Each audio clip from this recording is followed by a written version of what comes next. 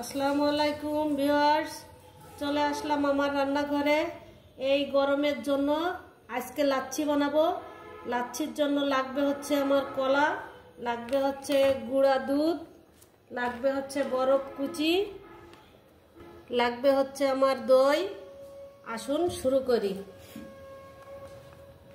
কলাটাকে আমি এভাবে কেটে নিব, পাকা কলা হলে ভালো হয়। এই যে আমি পাকা কলাটাকে হচ্ছে আমি কেটে কেটে ব্লেন্ডারে রাখতেছি এইভাবে।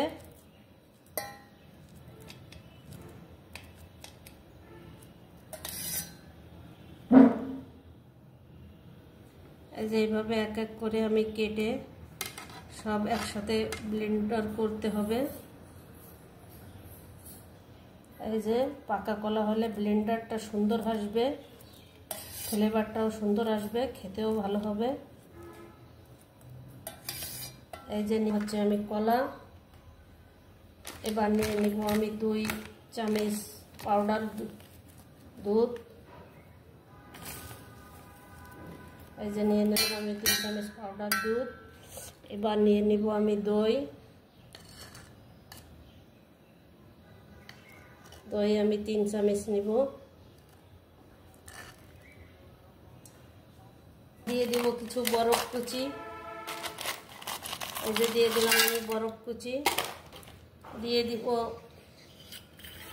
হচ্ছে একটু ফ্রিজের ঠান্ডা পানি।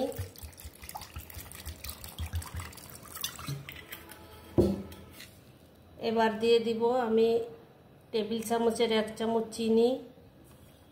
যে যেমন মিষ্টি খাবেন তেমন দিবেন, আমি খুব বেশি দিব না, আর সামান্য একটু দিব। এই যে দিয়ে দিলাম। এখন ব্লেন্ডার করব। ব্লেন্ডার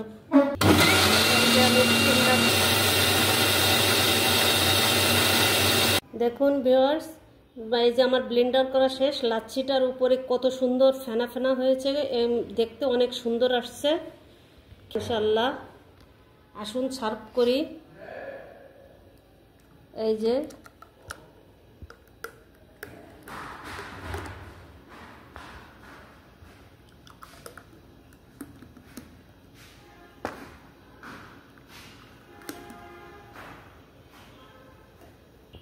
ভিউয়ার্স, এই যে আমি লাচ্ছিটাকে ঢেলে নিলাম।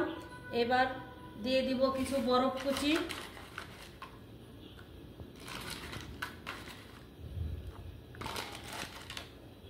এই যে অল্প করে বরফ দিয়ে দিলাম, যে যেমন খাবেন তেমন দিতে পারেন।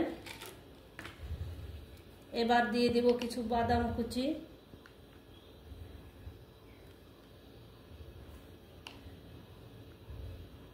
আমার ঘরে পিস্তা বাদাম নেই, চীনা বাদাম আছে, আমি সেটাই দিলাম। এই যে হয়ে গেল আমার গরমে প্রাণ জুড়ানো, কলিজা ঠান্ডা করা লাচ্ছি। এই যে কে কোথা থেকে দেখছেন আমাকে কমেন্ট করে জানাবেন, তাহলে আপনাদের ধন্যবাদ জানাইতে পারবো। আর একবার হলেও বাসায় আমার মতো করে ট্রাই করবেন। আজকের মতো এই পর্যন্ত, ফিরবো অন্য কোনো রেসিপি নিয়ে। আল্লাহ হাফেজ।